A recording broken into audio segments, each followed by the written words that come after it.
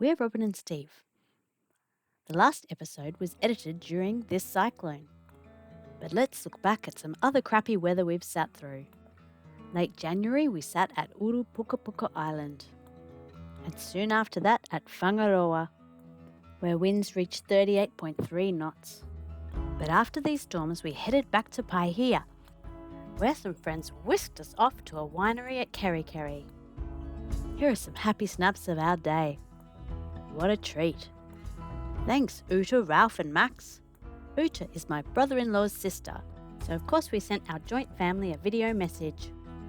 It had been such fun, but it was getting dark, so Steve and I kayaked back to the boat, with time enough to fit in some more fun adventures before the cyclone hit.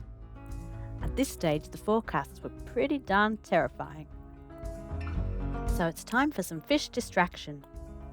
I now know what this fish is. It's a red moki. It has a very varied diet, from crustaceans such as crabs to echinoderms such as sea urchins. In fact, 60 juvenile urchins were found in the gut of one fish. And now it's time for a quick map recap. From Apua we went to Russell, explored the eastern side of the Bay of Islands, then went north to Whangaroa, to the Cavalli Island group, then we needed vegetables.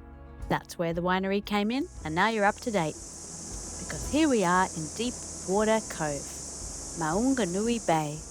From here we took a walk, up and over, many overs in fact. We'd been told the track was a bit scary, so we were expecting some serious rock scrambling over these ridges. But it turned out the hardest bit was all those overs. We were off to see Cape Brett Lighthouse, and to see that rock with a hole in it that people go on about, Motu Kokako Island. That little island there is it.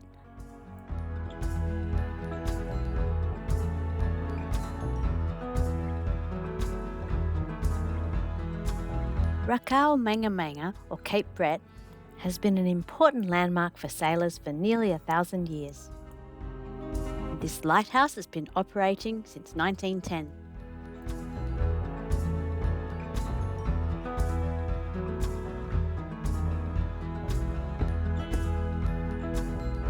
The day was still young enough for us to scoot back to the boat and get up and close to this rock, and to check out the lighthouse from another angle.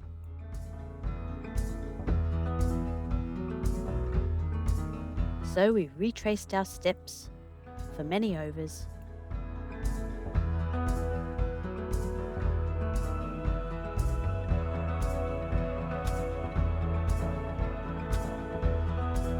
Until eventually we reached sea level.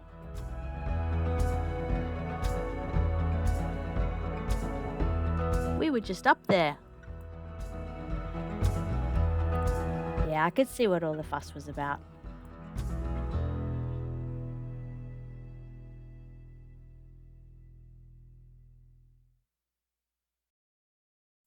With Cyclone Gabrielle on its way, this would have been one of the last days that boats could safely have gone through the hole in the rock.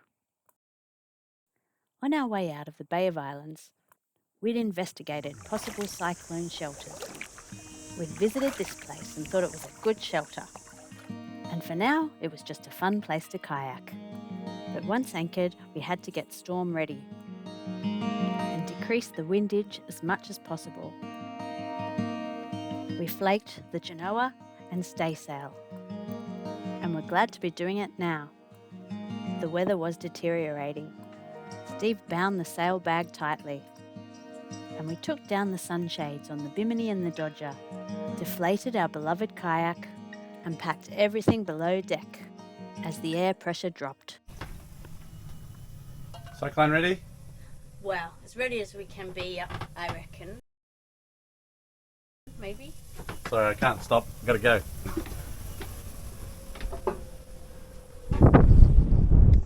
So we tighten the mainsail up, pull the bimini down, sunshade down, pulled both the staysail and the headsail down, stowed the pole, deflated the kayak, a shitload of chain out. Won't worry about the fishing rod, it's tied on.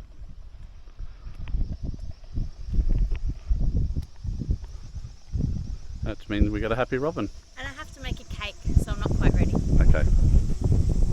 We were glad to be tucked into a nice spot, and other boats were coming to join us. All of us depend on that hook in the ground and to keep our boats where they were. We decided long ago we needed cyclone pancakes, and I've never had them before.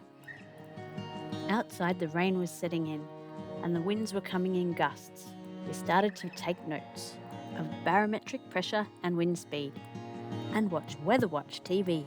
Gabrielle towards New Zealand. Overnight, the Met Service said that Gabrielle now has a bit of a new name. We were in extratropical Cyclone Gabrielle.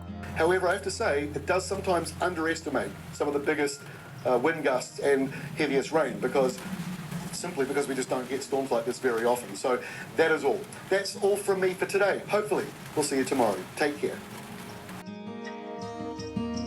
The winds weren't at their worst yet. Still, how about this guy? Barometric pressure was dropping fast, and soon the gust speeds were pushing us sideways. Hang in there, anchor.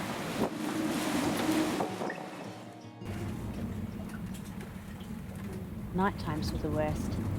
We intermittently looked at our GPS position to check that our anchor was still holding. So we didn't really sleep, but the anchor held.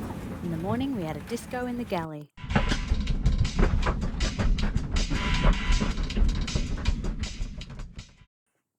Our time stuck here reminded me a little bit of COVID lockdowns. We read, we cooked, we ate a lot, I edited, and we would try to exercise, all the while knowing that things out of our control were going on, outside our boat. And I would simultaneously feel nervous and very lucky. Yeah. Well, I've fried some onions, garlic, ginger, mushrooms, capsicum, with turmeric. You're on. Ha, rude. But it's true that interviewing this badly groomed cook doesn't compare with a cyclone. The storm was quite mesmerising.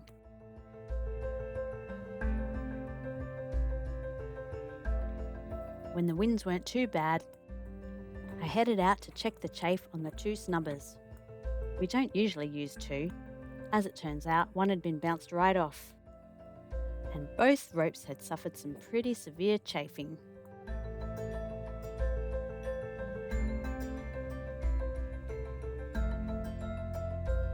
They'll need replacing.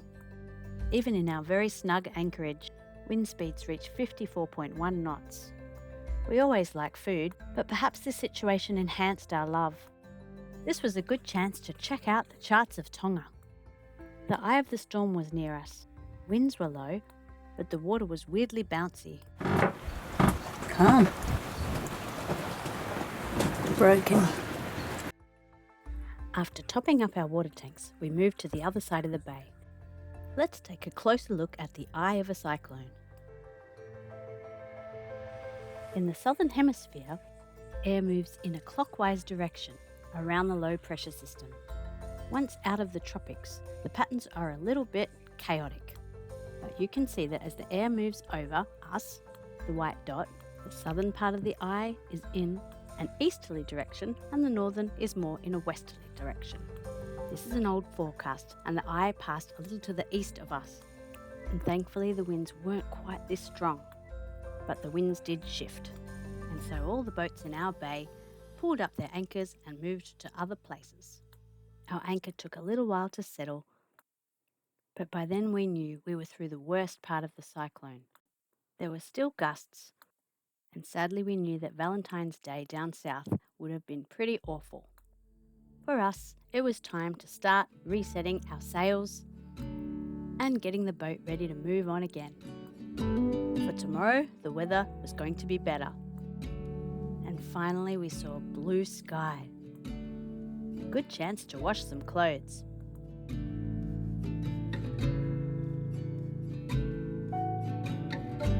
Although the wind turbine's brakes were on and rated to over 65 knots, something burnt out, and Steve went to work analysing it.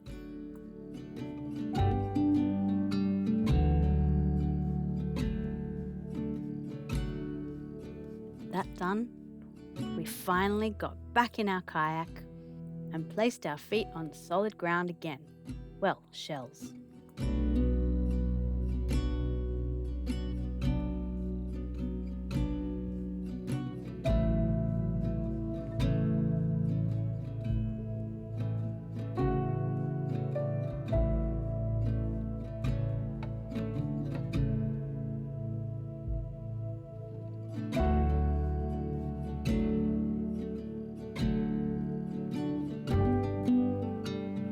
Eventually, the winds eased enough for me even to do some silks. Finally.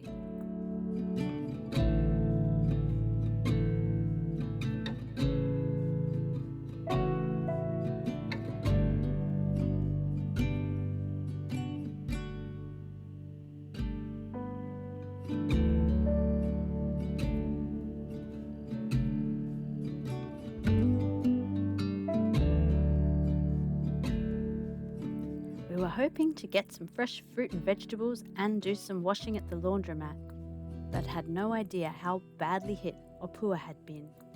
Our internet had been off, but we sailed off. We arrived at Opua in the thick of a very fast-paced sailing race. So it was a relief to see that people were back into it, even though it was a little nerve-wracking to manoeuvre around. Life got better after the storms for us. It's pretty strange to be sailing in a country so hard hit.